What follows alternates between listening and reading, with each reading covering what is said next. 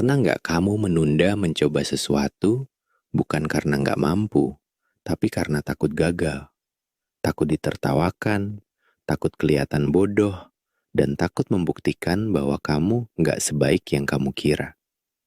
Aneh ya, kadang bukan kegagalannya yang paling menakutkan, tapi arti yang kita tempelkan pada kegagalan itu. Lalu kenapa rasa takut gagal bisa sekuat itu? Otak manusia dirancang untuk menghindari rasa sakit, dan bagi otak, kegagalan itu terasa seperti ancaman sosial. Di masa dulu, ditolak kelompok bisa berarti tidak selamat, dan otak kita masih membawa program lama itu sampai sekarang. Makanya, ketika kita gagal, yang terasa bukan cuma salah, tapi seperti ditolak, tidak cukup, dan tidak layak. Itulah sebabnya rasa gagal sering terasa lebih menyakitkan dari sekedar rugi hasil. Selain itu, ada hal lain yang jarang disadari. Sejak kecil, banyak dari kita dibesarkan dengan sistem yang lebih menghargai hasil daripada proses. Nilai bagus dipuji, nilai jelek dipermalukan. Juara dirayakan, dan yang kalah dilupakan. Hingga pelan-pelan otak belajar satu pesan tersembunyi. Kalau gagal, sama dengan aku kurang berharga. Bukan cuma aku salah, tapi aku salah sebagai orang. Dan itu berat. Makanya banyak orang memilih aman dengan tidak daftar lomba, padahal bisa. Tidak kirim lamaran kerja, padahal layak. Tidak mulai bisnis, padahal punya ide. Tidak menyatakan perasaan, padahal tulus.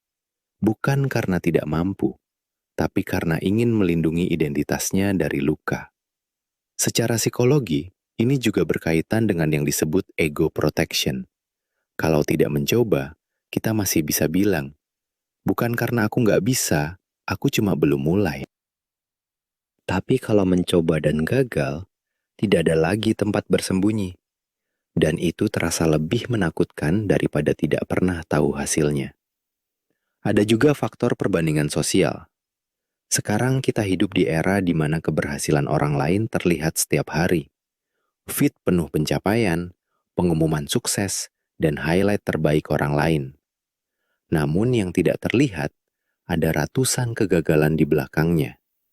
Akhirnya otak kita membandingkan proses mentah kita dengan hasil jadi dari orang lain, dan tentu saja terasa kalah. Padahal, ini bagian yang penting. Kegagalan sebenarnya bukan lawan dari sukses. Kegagalan adalah data. Setiap kegagalan memberi informasi atau pelajaran, seperti cara itu tidak bekerja, pendekatan itu kurang tepat, atau strategi itu perlu diubah. Orang yang akhirnya berhasil bukan yang tidak pernah gagal, tapi yang tidak mengartikan gagal itu sebagai akhir identitas dirinya. Anak belajar jalan jatuh ratusan kali, tapi tidak malu. Belajar bicara salah ribuan kali, tidak menyerah. Tapi saat dewasa, sekali gagal presentasi, rasanya ingin berhenti selamanya. Bukan karena jatuhnya lebih sakit, tapi karena maknanya kita buat lebih berat. Mungkin masalahnya bukan karena kita terlalu sering gagal, tapi karena kita terlalu keras menghakimi diri saat gagal. Takut gagal sering terlihat seperti kelemahan, padahal seringnya itu tanda bahwa sesuatu itu penting bagi kita. Dan justru karena penting, layak dicoba. Karena hidup tidak menghukum orang yang gagal mencoba. Hidup hanya diam pada orang yang tidak pernah mencoba sama sekali. Kalau kamu jatuh, itu bukan bukti kamu tidak mampu. Itu bukti kamu bergerak. Dan bergerak selalu lebih berani dan lebih bernilai daripada diam. Kalau kamu suka konten fakta menarik dan psikologi manusia seperti ini, silahkan like dan subscribe. Terima kasih sudah menonton.